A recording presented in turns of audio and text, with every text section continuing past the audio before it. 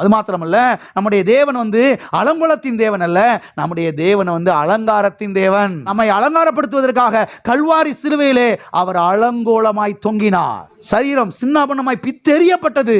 அவருக்கு விரும்பத்தக்க ரூபம் அவருக்கு இல்லாதிருந்தது என்பதை சத்தியவேதத்தில் நாம் பார்க்கிறோம். அலங்கோலமாய் அவர் தொங்கினார். எதற்காக? நம்முடைய குடும்பத்தை அழகுபடுத்துவதற்காக, ஒழுங்குபடுத்துவதற்காக. இயேசு கிறிஸ்துவின் அன்பை எண்ணி பார்க்கணும். எண்ணி பார்த்து இயேசு கிறிஸ்துவை உயர்த்தணும்.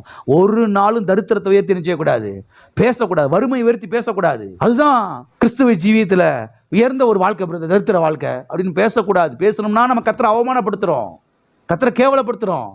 எப்போது கர்த்தருக்கு மகிமை வரத்தக்க ரீதியிலே நாம் பேச பழக வேண்டும்.